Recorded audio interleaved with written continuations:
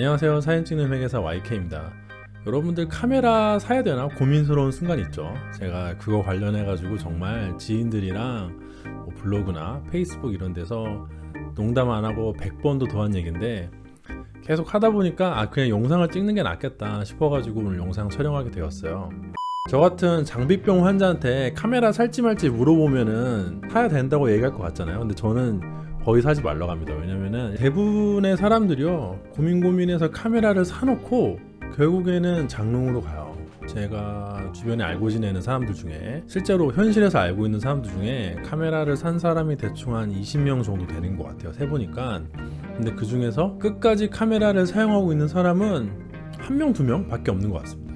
제 동생을 포함해서 제 결혼식에 축가를 불러줬던 친구를 포함해서 거의 모든 사람들은 카메라를 안 써요. 카메라를 아무리 저렴한 걸 산다고 해도요 그래도 40-50은 써야 되거든요. 100만원 정도 들이는 경우도 있고 그렇게 비싼 값을 들여가지고 카메라를 사놓고는 대부분 안 쓰는 이유는 여러분들한테는 이미 카메라가 있기 때문이죠. 바로 핸드폰, 스마트폰 다들 가지고 계시잖아요. 요즘에 스마트폰은 상당히 성능이 뛰어나기 때문에 안 그래도 카메라를 하나 가지고 있는 셈인데 그 폰카랑 뭔가 다른 걸 느낄 수 있어야 그거를 힘들게 귀찮게 들고 다닐 거 아니겠어요. 근데 대부분의 사람들이 결국에는 사용하다 보면 내가 산 카메라가 폰카랑 뭐가 다른지 모르겠다, 그냥 스마트폰이 훨씬 편하고 좋은 것 같아 라고 생각을 해서 결국에는 카메라를 안 쓰게 됩니다. 지금 카메라를 살지 말지 고민하고 계신 분들은 이 얘기를 다 들으신 다음에 살지 결정을 해보세요. 일단 첫 번째, 노출을 조절할 줄 알아야 돼요. 이 노출이란 게 뭐냐, 이 카메라는요 이 렌즈를 통과한 빛을 안에 있는 센서가 받아서 기록을 하는 건데, 이게 셔터를 작동을 시키면은 따닥 시켰죠? 찍히면은 이게 이 안에 센서가 있는데 이 센서에다가 빛을 쏴주는 겁니다. 즉 이 안에 센서를 빛에 노출시키는 거죠. 익스포즈라고. 그런데 이 센서의 빛을 노출시킬 때는 크게 세 가지 요소의 영향을 받아요. 첫 번째, 렌즈에 있는 조리개. 두 번째, 바디에 있는 셔터. 그 세 번째 마지막으로 센서에 있는 감도 기능. 조리개, 셔터, 감도. 세 가지 영향을 받습니다. 모든 카메라가 다 똑같아요.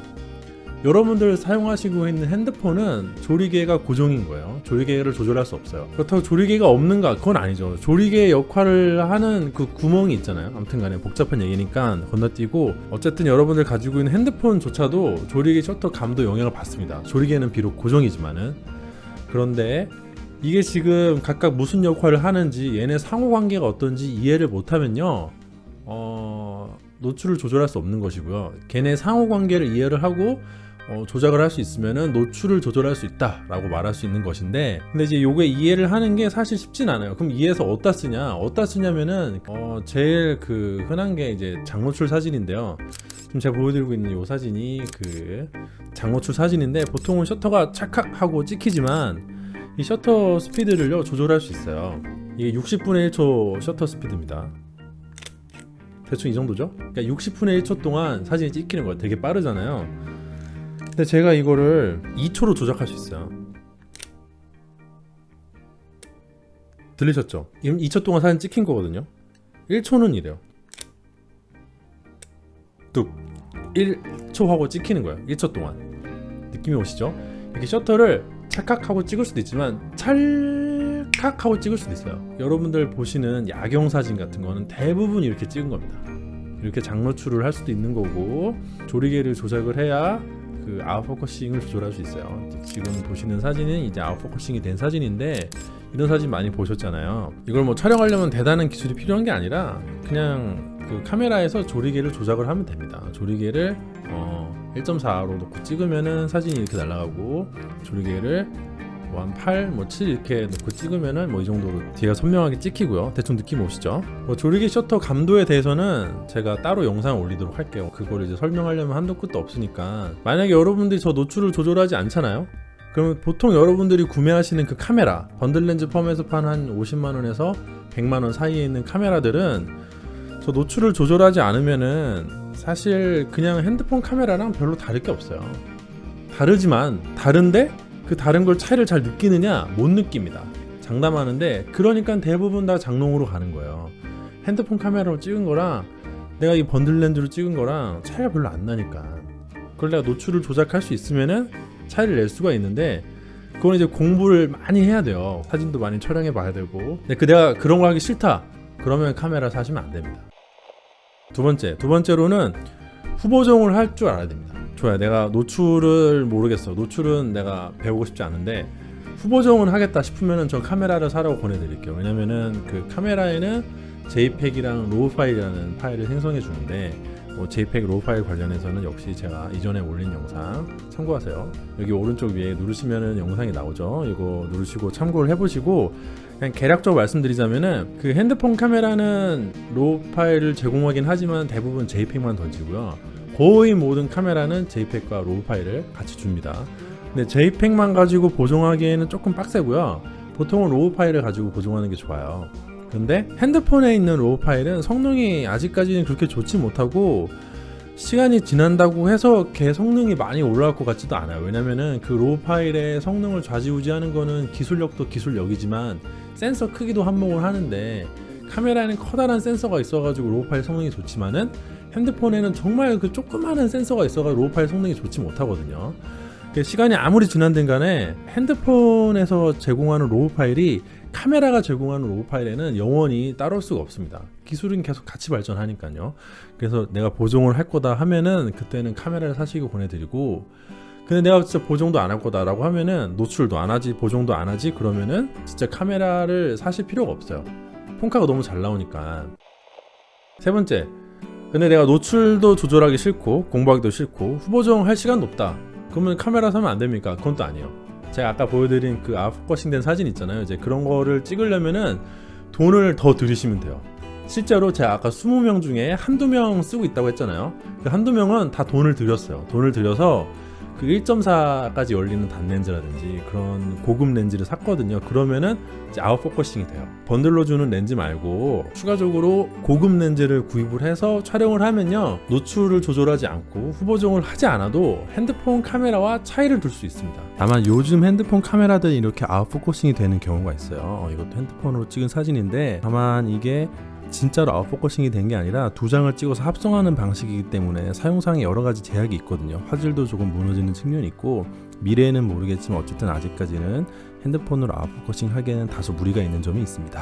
아시겠죠? 그 사람들은 아웃포커싱 된 사진 많이 좋아하잖아요. 이렇게 붕붕 날아간 거. 그거는 이제 딱히 뭐 실력이 있어서 찍는 게 아니라 그냥 조작만 그렇게 해주면 되는 거라서, 렌즈를 사기만 하면 누구나 다 찍을 수 있어요. 그게 대단한 기술이 있는 게 아니에요. 근데 이제 그러려면은 제가 아까 말씀드린 뭐 50만 원에서 100만 원 정도 예산을 가지고는 부족하고요. 뭐 적어도 제 생각에는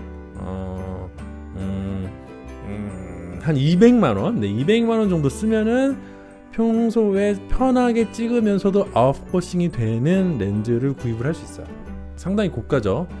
물론 싼 렌즈들도 있는데요. 그렇게 싼 렌즈들은 보통 망원 렌즈라서요. 표준 렌즈거나 망원 렌즈인데, 어려운 말이지만 어쨌든 상당히 좁게 찍힙니다. 배경까지 넓게 찍히는 게 아니라 딱 사람만 찍혀요. 이렇게 배경이 찍혀야 뒤에 있는 걸 못 찍고 실내에서도 사람을 찍을 수가 있는데요. 보통 싸면서 아웃포커싱이 되는 렌즈들은 이렇게 되게 사람만 찍히거든요. 뒤에 뭐가 안 남기겠죠? 그 테이블 건너편에 앉은 사람을 찍으면은 그냥 딱 이렇게만 찍힙니다. 너무 가깝잖아요, 이거는. 생활하면서 사용하기 좀 불편하고요. 생활하면서 편하면서도 아웃포커싱이 되는 렌즈를 사려면 돈을 많이 들여야 돼요. 제가 지금 총 3가지 말씀드렸죠. 결론을 정리를 하자면은, 첫 번째, 노출을 조절하든가, 두 번째, 후보정을 하든가, 세 번째, 돈을 왕창 써가지고 좋은 렌즈를 사서 뭐 이렇게 확실하게 폰카랑 차이를 두던가 해야지, 안 그러면은 핸드폰에 있는 카메라랑 내가 비싸게 주고 산 카메라가 차이가 거의 안 나는 것처럼 느껴져가지고 도통 이 무거운 거를 따로 들고 다니기가 싫어집니다. 제 주변에 처음에 제가 이제 잘 뭣도 모르고 미러리스 카메라를 권하다가 사람들이 너무 안 쓰니까 갑자기 이렇게 죄책감이 느껴지더라고요. 그래서 그 다음번에는 이제 하이엔드 카메라를 권했어요. 뭐 소니 RS100 이런 거. 되게 조그맣거든요. 그게 핸드폰보다도 크지 않습니다. 되게 조그매요. 두께는 물론 두껍지만. 그런데도 불구하고 그것도 안 들고 다니더라고요. 제가 아까 말한 저 3가지를 하셔야 되는데, 저게 싫으면은 카메라 구입하지 마세요.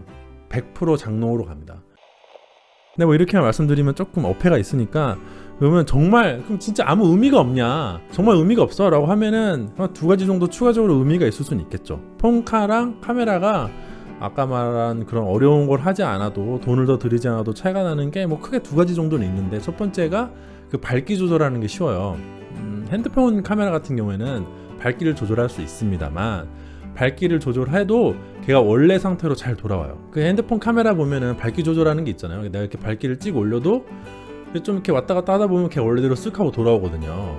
그런데 카메라 같은 경우에는 그 밝기 조절할 때 얘를 밝게 찍어라 어둡게 찍어라 조작을 할 수 있는데, 걔를 이렇게 물리적으로 조작을 해놓고 나면은 딱 거기 고정이 돼서 내가 다시 걔를 원점으로 돌리기 전까지는 밝게 찍으라면 밝게 찍고 어둡게 찍으라면 어둡게 찍거든요. 그래서 그런 면에 있어서는, 사진의 밝기를 조절하는 면에 있어서는 확실히 카메라가 편하고요. 두 번째로, 어두운 장소에 가면은 아직은 핸드폰 카메라보다 사진이 훨씬 덜 찍힙니다. 어두운 장소에 가면은 화질이 되게 안 좋아지잖아요. 사진도 되게 시커멓게 나오고, 핸드폰 카메라 같은 경우에는 되게 그 여행 같은 데 가서, 예를 들어 야간에 해변이나 뭐 관광지 밤에 이렇게 왔다 갔다 하다 보면은 와, 눈으로 볼 땐 정말 예쁘다 해서 핸드폰 들고 딱 찍으면 엉망이잖아요. 그런 경우에는 그 카메라가 약간은 더 화질이 좋은 면이 있어요. 미러리스 카메라 같은 거 들고 다니시다가 찍어 보시면은 분명히 어두운 밤에는, 또 되게 어두운 실내에는 핸드폰 카메라보다 훨씬 잘 찍히는 거를 발견할 수 있을 겁니다. 그런데 이 두 가지가 제가 경험하기로는 사람들로 하여금 카메라를 들고 다니게 할 정도는 못 되는 것 같아요. 이상으로 오늘 영상 마치도록 하고요. 오늘 제 영상이 그 의사결정 하시는데 도움이 되길 바라겠습니다. 요즘에는 이제 그런 광고를 안 하는데, 예전에는 카메라만 사면 인생 사진을 찍을 수 있을 것처럼 광고를 했는데요.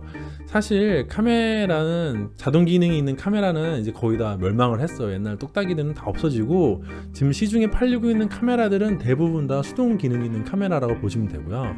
그런 수동 기능이 있는 카메라를 사서 수동 기능을 쓰지 않는다면, 뭐 노출이나 후보정이나 이런 수동 기능을 사용하지 않는다면 잘 활용할 수가 없어서 무용지물이 되는 경향이 좀 있는 것 같습니다. 꼭 그걸 활용해야만 하는 건 아니지만, 우리한테는 폰카라는 좋은 카메라가 있기 때문에 걔랑 차별점을 두려면은 그 카메라를 잘 활용할 줄 알아야 돼요. 그래서 내가 그런 수동 기능을 활용할 수 있을지, 능력 문제가 아니에요. 할 수는 있어요. 누구나 할 수 있어요. 어렵지 않아요. 그런데 우리는 현대인이라서 시간이 없거든요. 대부분 시간이 없어서 못하게 되는 거예요. 혹시 그거를 공부하려면 시간이 걸리고, 공부를 하더라도 후보정을 하려면 또 시간이 걸리고, 시간이 걸리는데 내가 그런 거에다가 시간과 노력을 투자할 수 있는지를 고려를 해보시고, 나는 뭐 못하겠는데 라고 하시면은 카메라를 사지 마시길 제고해드립니다. 아시겠죠? 오늘 영상 여기서 마치도록 하고요. 오늘도 제 영상이 도움이 되었다면 좋아요와 구독 부탁드리도록 하겠습니다.